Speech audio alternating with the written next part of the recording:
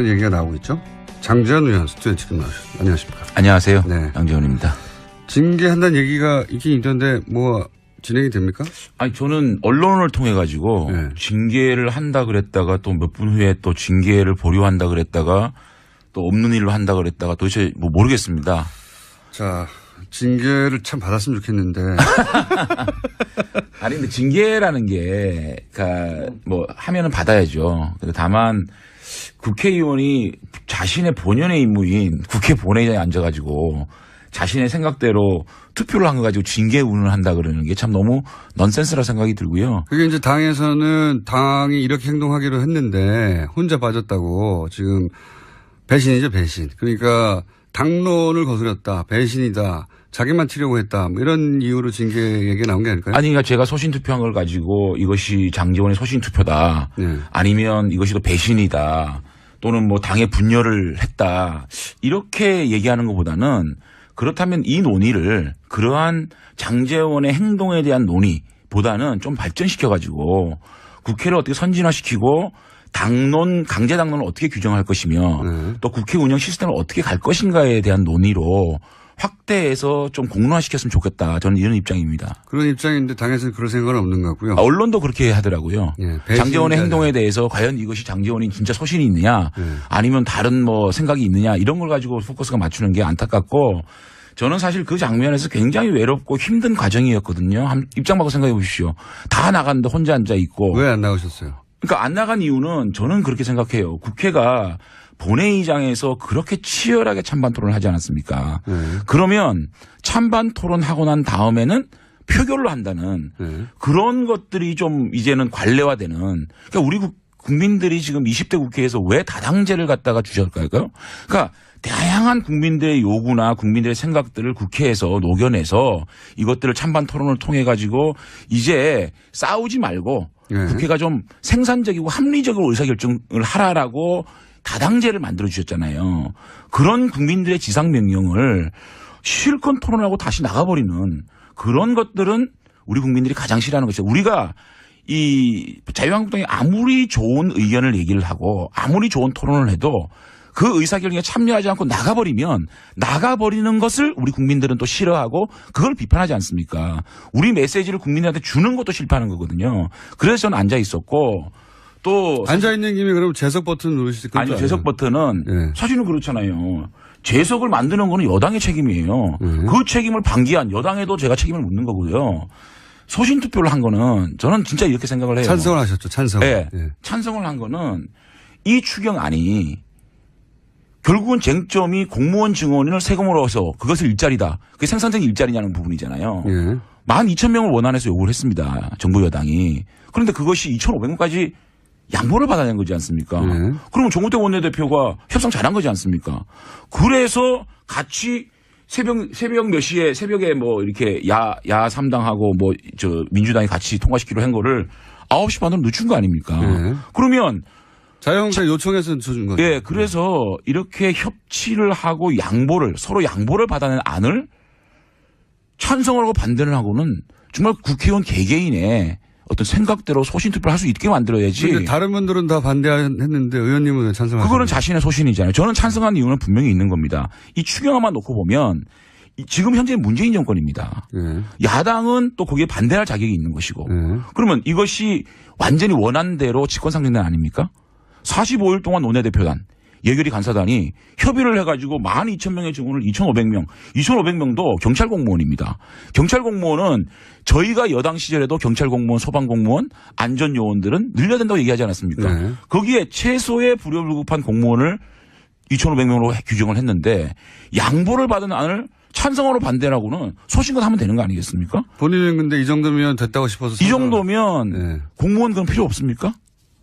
저는 이 정도면 충분히 양보를 받아는 아니다. 그래서 저는 찬성을 한 거죠. 자유한국당 왜 계세요, 그러면? 아니, 그러니까 제가 얘기하는 게 이 강제적 당론을 어떻게 규정할 것이냐, 권고적 당론을 어떻게 규정할 것이냐, 아니, 자율투표는 어떻게 할 것이냐에 대한 당에 있는 모든 사람들과 논의를 생각이 다른 자유한국당이 계속. 아니요, 생각이 다른 건 아니죠. 네. 생각이 다른 건 아니고. 그 부분만 다르다. 그렇죠. 네. 그렇기 때문에 저는 강제적 당론이라는 게 정말 당의 존폐 문제, 대한민국의 국방 문제, 안보 문제 이런 심각한 문제라든가 아니면 여당 단독으로 직권상정하는 문제 이런 문제가 아니면 이제 국회의원 개개인의 뜻에 따라서 자율투표할 수 있는 그래서 강제적 당론을 최소화할 수 있는 그런 것들을 좀 공론화하고 싶어요.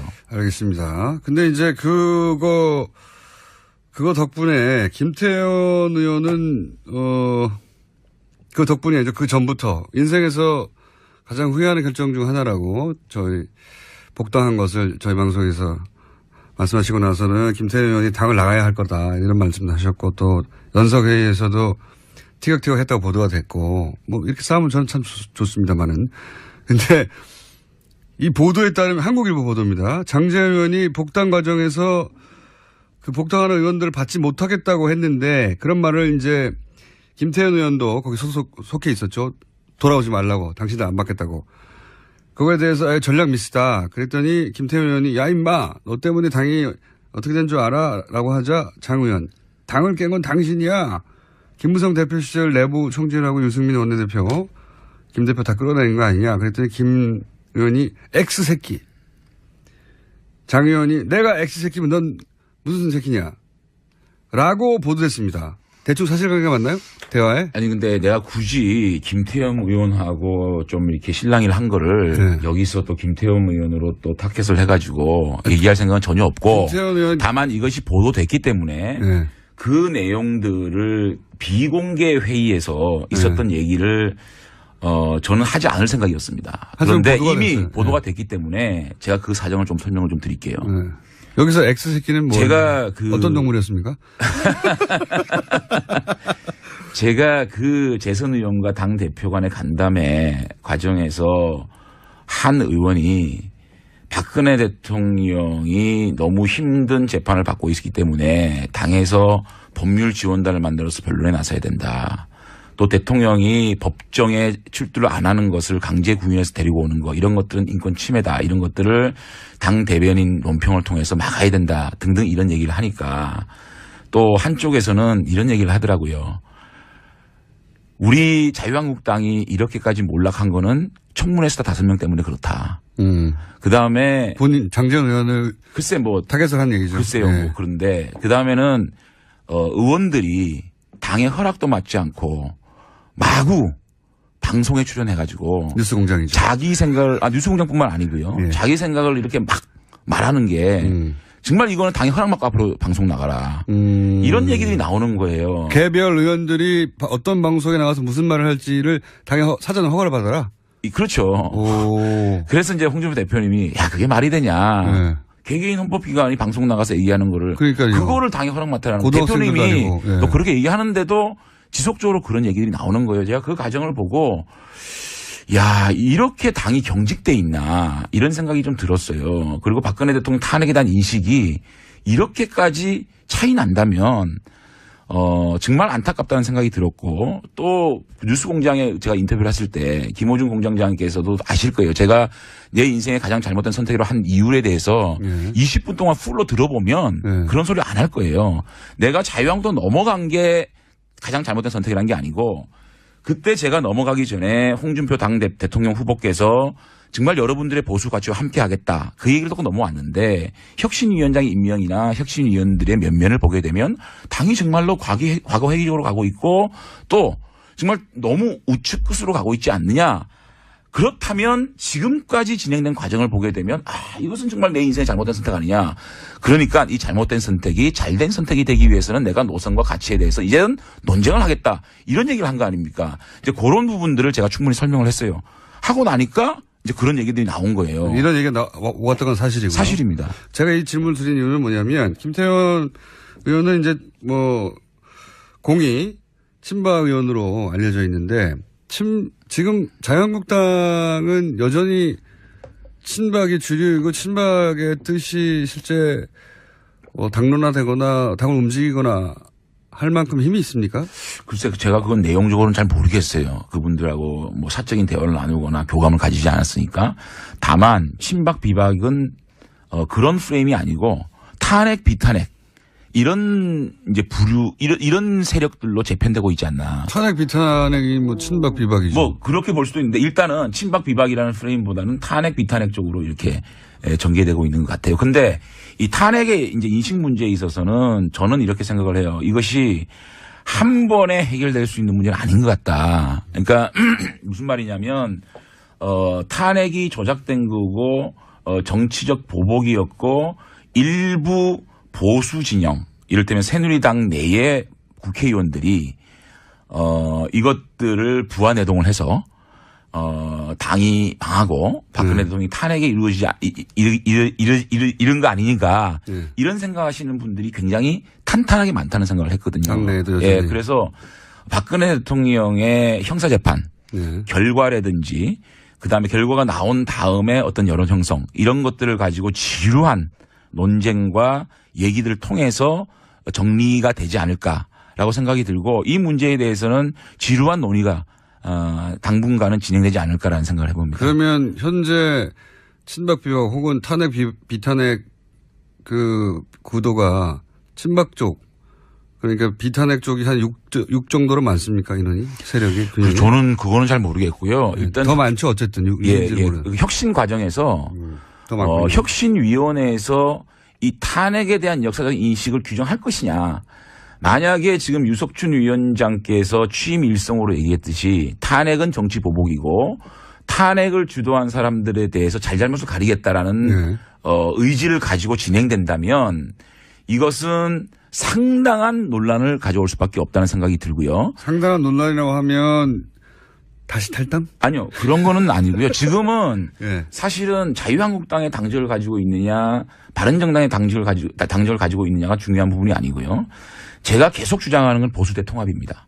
보수 대통합을 위해서는 자유한국당이 개혁을 해야 되고 바른정당이 흡족하게 통합에 나설 수 있는 상황을 자유한국당이 만들어야 된다는 주장을 하고 있지 않습니까? 그렇기 때문에 지금으로서는 뭐 제가 바른정당으로 가고 뭐 탈당을 하고 이런 논란이 아니고 이 안에서 만약에 혁신위원회에서 이걸 규정하겠다고 드는 과정에서는 끝까지 탄핵이 법적으로 하자가 없었고 그 당시에 돌아가서 만약에 새누리당이라는 당이 집단적으로 뭉쳐서 박근혜 대통령의 국회 탄핵을 막았다면 이 촛불 광장 민심이 100만이 되고 200만이 되고 1000만이 되는 상황에서 심지어 청와대를 100m 앞까지 가 있는 상황에서 또 국회를 전체를 탄핵하겠다고 한 상황에서 저희들이 똘똘 뭉쳐서 박근혜 대통령의 탄핵을 막았다라고 하면 막을 수는 있었겠지만 과연 국민들의 민심이냐 국민들이 새누리당이라는 당을 가만 놔뒀겠느냐 생각하면 굉장히 아찔하거든요.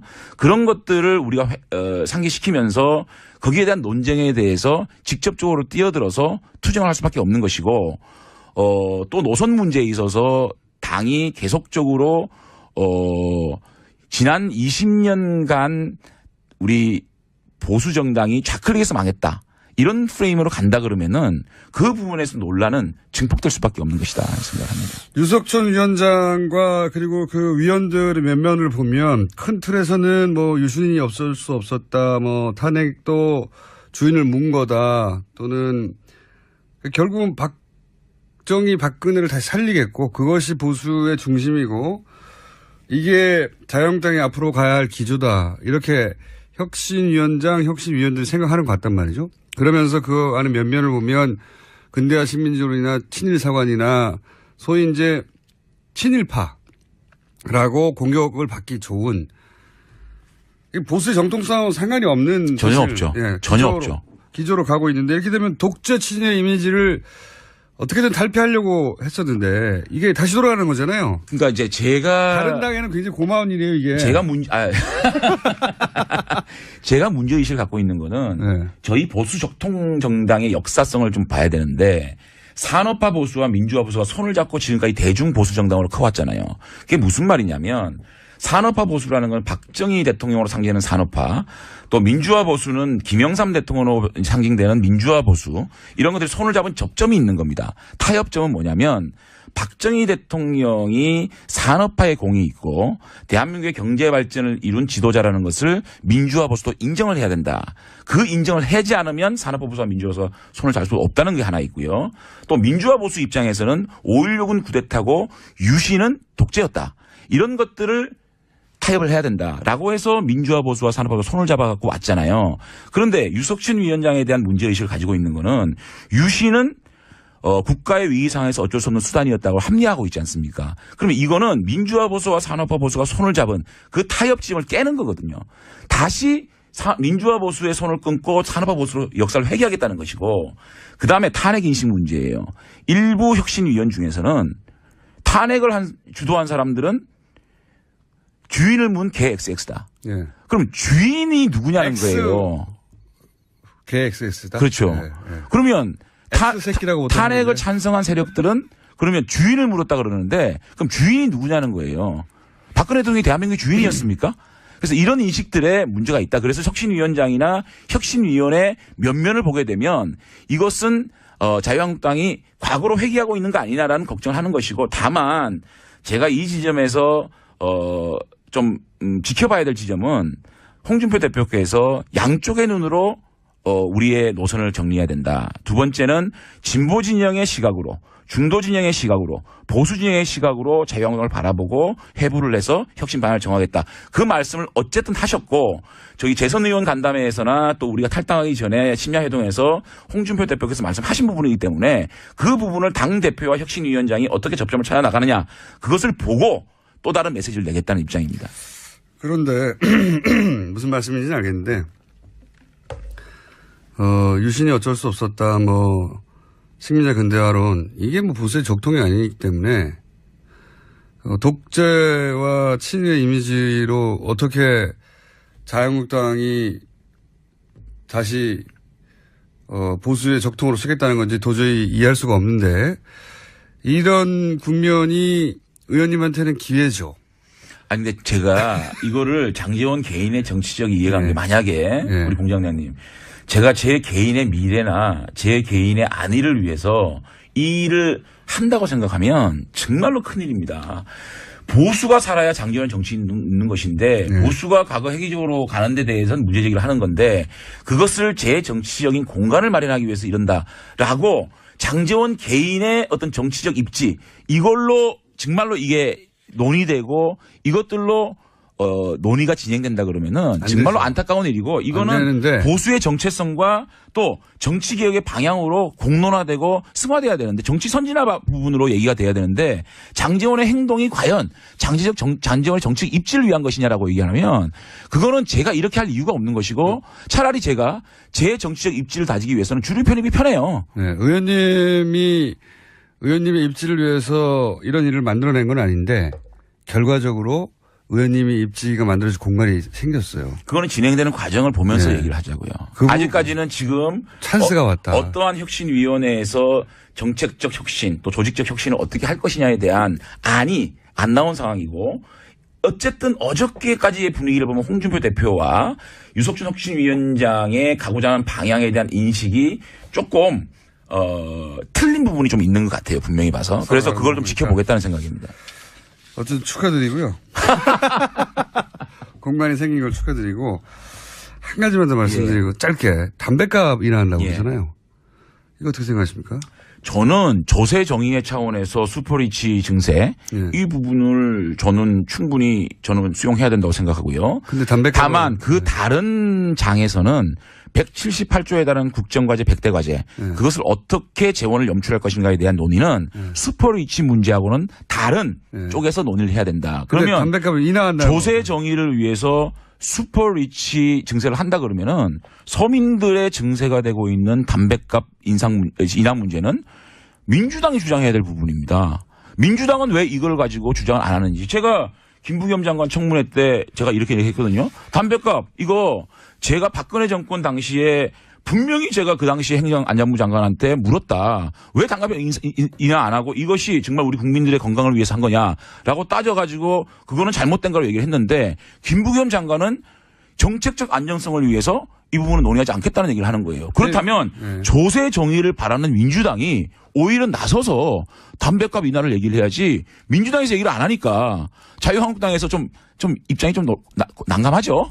난감한데도 불구하고 얘기를 하는 거 아니겠습니까? 어쨌든 저는 이 조세 정의를 위해서 주장합니까? 아니요. 조세 정의를 지금 민주당에서 얘기를 하고 있기 때문에 그게 아니라 세수로 부족하라고 하는 거 아니에요? 그러니까 슈퍼리치 증세와 함께 담배값 인하는 슈퍼리치의 공간에서 얘기를 해야 되고 그다음에 재원 염출 178조가 달하는 100대 국정 과제를 달성하기 위해서 어떻게 사실은 슈퍼리치 2, 3조, 3, 4조 가지고는 도저히 170조 만들 수가 없잖아요. 그 부분은 그 부분의 장대로 논의를 해야지. 그러니까 민주당은 그거를 증세라는 프레임으로 178조를 만들겠다라는 어떤 그런 프레임으로 가면은 그거는 민주당에서도 논의의 구조를 어떻게 보면 정치적으로 만들어가는 거 아닌가 제 질문의 요지는 자유한국당이 담배값 인하를 하자고 하는 건 담배값 인상을 한 게 국민 건강 때문에 한다고 했어요. 명분이. 그렇죠. 그런데 담배가 갑자기 건강이 좋아진 건 아니잖아요. 당연하죠. 제가 끊임없이 얘기를 했습니다. 이걸 왜 이렇게 내리자고 하는 것은 그 현 정부의 세수가 부족하라고 하는 거 아닙니까? 아니 그건 아니고요. 엿 먹으라고.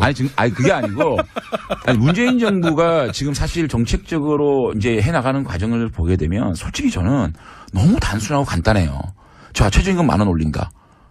그 영세기업도 힘들다. 국민들의 생각들을 국회에서 녹여내서 이것들을 찬반 토론을 통해 가지고 이제 싸우지 말고 국회가 좀 생산적이고 합리적으로 의사결정을 하라라고 다당제를 만들어 주셨잖아요.